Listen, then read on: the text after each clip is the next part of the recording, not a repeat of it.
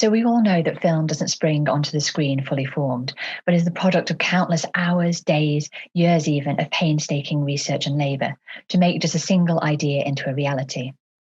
The great thing about the collections that I work with is that they tell that behind the scenes story. Many are by names that most have never even heard of, but these names may have been some of the most influential in film's history.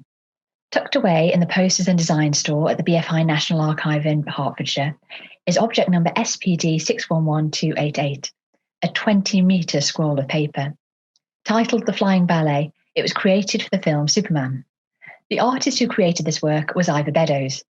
Beddoes is one of the great unsung heroes of British film history.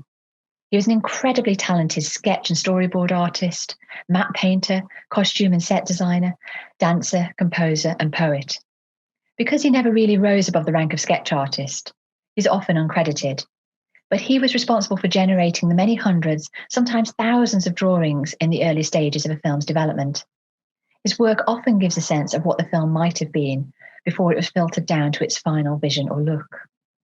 Beddoes had his first foray into film design in the mid-1940s under the tutelage of leading art director Alfred Younger, working on Michael Powell and Emmerich Pressburger's wonderful Black Narcissus. The art department's atmospheric renderings of the Himalayas, all achieved via built sets on the stages of Pinewood, won the Academy Award that year for Best Art Direction. Beddoes would remain with the company to work on The Red Shoes the following year, this time under artistic director Hein Heckroth. Like Younger, Heckroth was a political émigré with a background in avant-garde cinema and German expressionism. He understood the power and prowess of the built set. But where Younger brought order and creative rigour to the British art department, Heckroth's surrealist and painterly approach took Powell and Pressburger and Beddoes in a different direction. He fully integrated costume and production design into a singular process, with designs that were a synthesis of spatial, temporal, photographic and bodily performance. This all had a lasting impact on Beddoes. Like many sketch artists, Beddoes took his skills and with a comedian-like ability adapted them to each production that he worked on. Fast forward a few decades, and Beddoes is in Hollywood, working on major box office successes, including Star Wars and Superman in the late 1970s.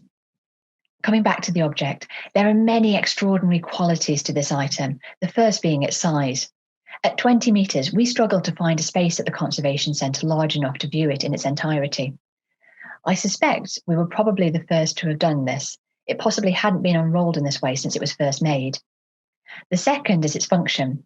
It was intended to be scrolled on rollers before the director of Superman, Richard Donner, to give an impression of the night sky and cityscapes that would have moved behind Lois and Superman as they took their first magical flight together. And as we all know, that flight sequence made cinema history. Beddoes borrowed the technique of scrolling paper from his time in theatre scenery, but it is also a trick that he and art director John Barry had used on their previous collaboration, Star Wars. For anyone who knows the famous opening titles of Star Wars, where the yellow script scrolls away from the audience, this was also done mechanically on rollers. What this object does, critically, I think, is take us deep into the pre-production process. It was probably never intended to be seen by anyone other than the director, the art director, and the artist. It's a micro-performance that we might not otherwise know about, underlining the fact that a production contains within it many, many more performances and conversations than those seen within the finished shot. But it's also a crucial genesis point for one of the most famous special effects sequences ever created. It shows Beddoes interpreting the script, fusing it with his own knowledge of comic books and the mythical all-setting, Metropolis, and even his dance background. Unrestricted by time or space, the scroll takes us the full circumference of the globe. The sites and locations are not about geographical or architectural accuracy, but about embodying the fantasy of moving across continents and time zones, projecting surface, colour, form and materials as if remembered hazily, spontaneously springing up from memory, rather than copied accurately from life or research. The painterly renderings are sensory and impressionistic. It starts and ends in darkness. Not everything, of course, makes it to the finished shot. It illustrates details or even whole concepts cut or discarded at an early stage, conveying that which is left out or left behind. While the scroll presents a flight around the world, through seasons and across continents, we know from the finished film that the director ultimately chose to shoot against just the nocturnal skyline of Metropolis. But as just one problem-solving exercise within the design process, it shows the importance of these artists and of paper itself within the film world. Paper items, or their digital equivalents, will always outnumber the amount of final footage due to the length and intensity of the pre-production process.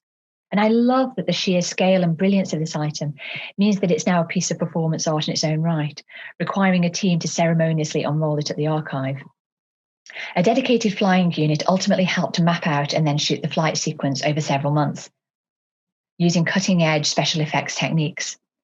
Everything was shot on a built set at Pinewood Studios. It must have taken Beddoes back to his early career with Younger on those same stages, a lifetime spent honing the skills of magic and camouflage.